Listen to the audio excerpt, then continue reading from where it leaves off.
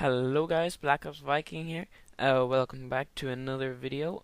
Today's topic, we're going to be talking about Battlefield 5 once again, and this topic in Battlefield 5 is going to be weathering and dynamic weather within multiplayer, of course.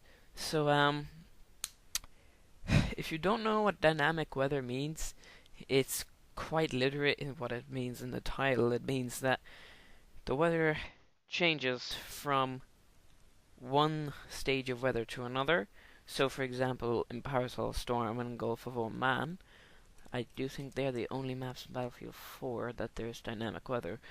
But in Parasol Storm, the weather starts off sunny for half of the match, or 3/4 of the match, and then for the last quarter, it turns into a storm. So basically, the weather changes.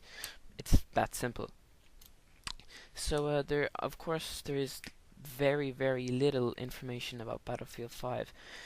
So there's basically no proof about absolutely anything except its military theme. But I think it'd be really cool to have dynamic weather because it adds a sense of more realism.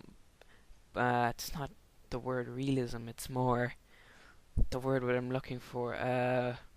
Engaging. It's more, yeah, that's the word. It's more engaging for the player to be in because it gives some depth to the game that some games don't get you. Like Call of Duty, there is no dynamic weather because games are only 10 minutes long, of course. So CS:GO is a competitive shooter. They're not going to add pointless features like dynamic weather, but dynamic weather, what would be a feature, what a lot of people would do, for example, in Paracel Storm, as the day starts off sunny, when it goes into complete windy and raininess at the end of the match, for example, if it was raining and that windy in real life, a sniper bullet would not go very straight. It would go straight, but it would drop a lot more and it would go quite off course. You'd have to compensate for a lot of windage and elevation and all that kind of all those kind of adjustments with your scope that would make it very, very complicated in a game, of course.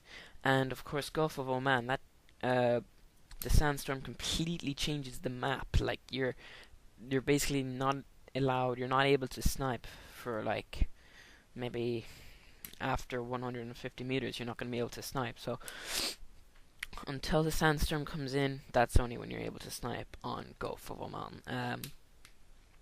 A lot of people say you need night vision scopes on Gulf of Oman or infrared scopes. I don't really think you do. I mean, you're still able to see 150 meters, so that's not too bad, really. Night vision scope, you actually do get a little bit of an advantage, but dynamic weather. Well, it's not dynamic weather, but for example, in Dawnbreaker, it starts off at around like 6 in the morning at dawn, and then it changes into like, it changes into daytime, like broad daylight for the last 2 minutes of the game. So it really does change the game a lot. It's game changing if you're gonna add in features such as bullet windage and all that kind of stuff. I mean, that's just getting into Arma kind of stuff. You might as well be playing Arma if you want that kind of scope. I don't even know anything about Arma. What the hell am I saying? I'm probably pissing somebody off right now. So I can't say much about Arma, but I'm quite sure that the wind does affect the bullet in Arma because it's supposed to be some kind of simulator. But anyways, guys, that is my opinion on weather dynamic, and I really don't think they should have it so it affects the bullet or any of that kind of stuff. I really do want to see some kind of dynamic weather, and some dynamic kind of time duration, not duration, just kind of like what Dawnbreaker has. Some maps for it to be game changing.